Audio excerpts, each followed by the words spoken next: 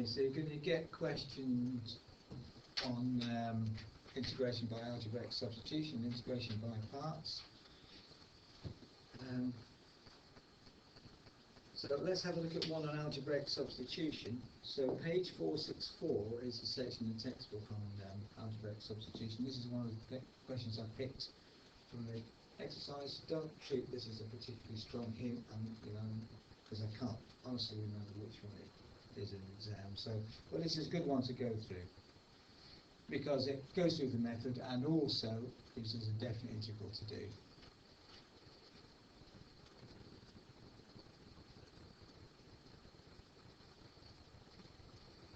Well, it might be a good idea to write down some general tips on these things because in partial fractions, in algebraic substitution, integration by parts, there's a particular technique.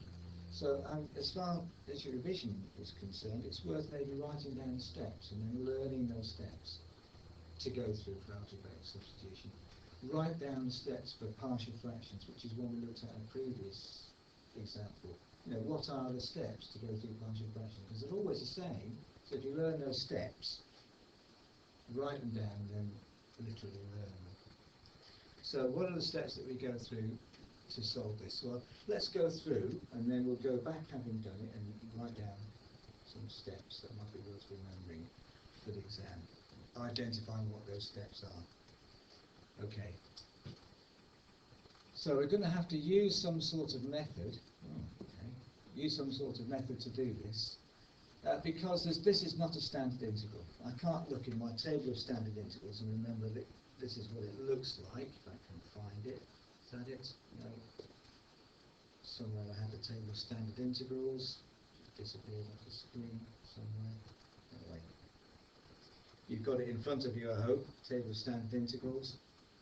It's not one of those. So we've got to use a technique. And if we look at it, we've got x times something in a root. If I had the integral of x to the power half, I could do that, because remember the square root is a power half. So that standard integral, I could think of that as x times something in the bracket to the power half, and that standard integral is going to become useful, because I just add 1 to the power divided by the new power. So what I'm going to do, what my immediate thought is, I'm going to let this bit in here be u, the bit inside the bracket. So I'm going to rewrite this as x times u to the power half, where u is 2x squared plus 1. And then, I know whatever I call u, I'm going to have to differentiate. So I'm looking at this and saying, if I've got to differentiate this, I'm going to let that equal u. What's the difference of 2x squared plus 1? It's 4x. Because you bring the power down, times it by the number in front, and then the constant will just disappear anyway. Agreed? And if you remember also part to do with algebraic substitution, at that point, x must disappear. Well, it hasn't disappeared because if I differentiate 2x squared by 4x. But this x here means that it will cancel out. So that's the sort of thing that's going through my head. So let's go through it and see that in action, and then we'll write down the steps which are involved. So the first step is let u equal 2x squared plus 1. So I've got to decide what to call u, and then whatever I've decided to call u, I differentiate. 4x.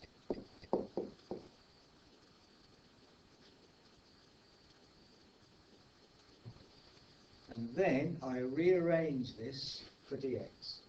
So dx equals du over 4x.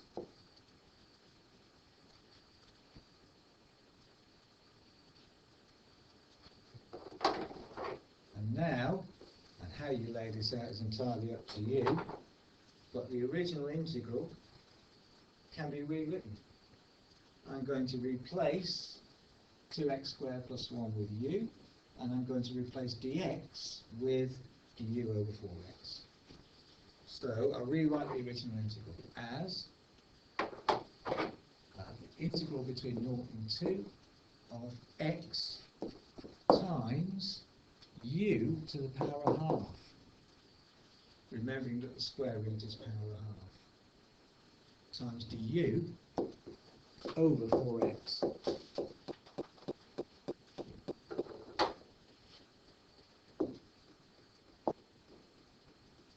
I'll just pause that there while you've written and thought about it. By the way, in general, you can pause these videos at any point and just go see if you can carry on with it. It's always a good idea. And then have a look and see if you're right. Okay. I won't say that from now on, but use the pause button. And you see what I've done here? I've replaced 2x squared plus 1 with u. I've remembered that the square root of something is to the power of half. Remember the law of indices that's involved with that. And so I can rewrite this as x times u to the half, and then I've replaced dx with this here. And note what I was saying earlier, I knew that when I differentiated this to get 4x, I knew that was going to go underneath, because it always does, it's always du over 4x. So I knew, before I did it, that this 4x underneath was going to be handy with this x on top, because at this point, x is going to be cancelled. And that must happen. Algebraic substitution only works if x is cancelled. And if they don't, you can't use algebraic substitution, or you've called the wrong thing u, so you need to just think about it again. But at this step, I can then say this equals the integral between 0 and 2 of u to the half du over 4, because x is a cancelled.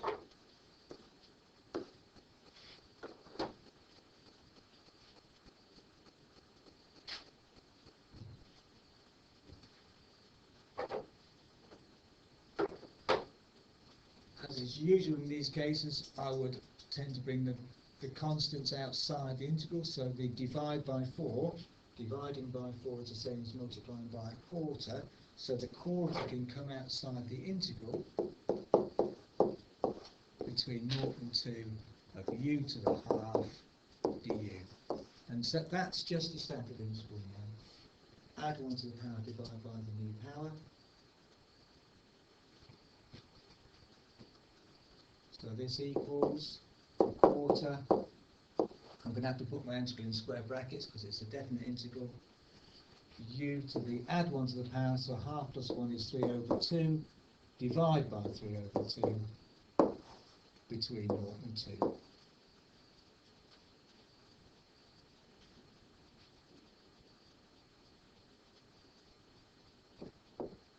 Do you remember us talking about dividing by 3 over 2 is the same as multiplying by 2/3, get the fraction, and again that 2/3 can come outside the brackets, so this equals a quarter times 2/3 u to the 3 over 2 between 0 and 2. So to simplify down all the time, you don't need to take the 2/3 out of the square bracket, but it just helps. I can then cancel this down a bit because 2's goes into 4. So they cancel. 2's goes into 2 once, 2's goes into 4 twice. So this is like a 1 over 2 3's a 6. So this becomes a 6th of, and u, well, to put the limits in, what is u? It's 2x squared plus 1 to the power of 3 over 2 between 0 and 2. And now we're at the point where we can just put the limits in. We can let x equal 2, x equals 0, and work it out. If I was using a calculator to do this, power 3 over 2, power 1.5, using the power button on the calculator, and work out the final answer. So I'll just let you finish that off, and I'll just write down what the solution is in a minute. So there's the answer, putting the limits in here. For the exam, I'd recommend you wrote down the steps, just in case you make a silly mistake. You could do it all in one here on the calculator, but then I can't see what you're doing.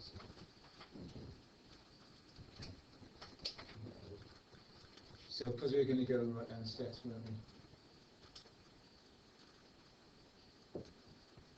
So what are the steps involved with algebraic substitution then?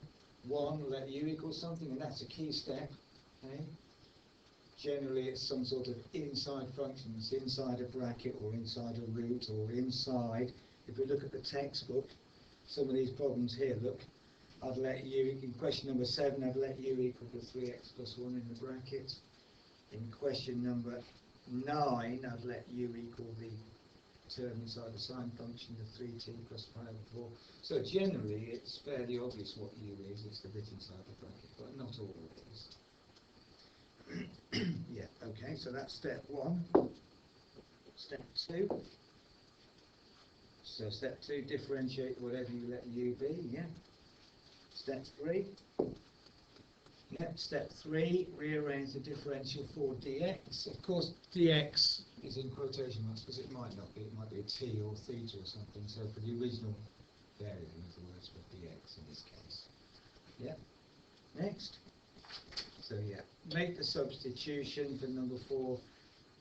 Replace what we call u with u, and replace dx with the du term. So that's what we did in the original example, isn't it? So we replaced 2x squared plus 1 with u here, and replaced dx with du over 4. Sorry, du over 4x. Next. Yeah. Number 5, it might be worth noting that at this point, when you make a substitution, the original variable, in this case x, must disappear. Yeah. So finally, we do the integral. Hopefully, this will be a standard integral. And then if you've got to actually work out an answer at the end, then you put the original variable back in and put the limits in.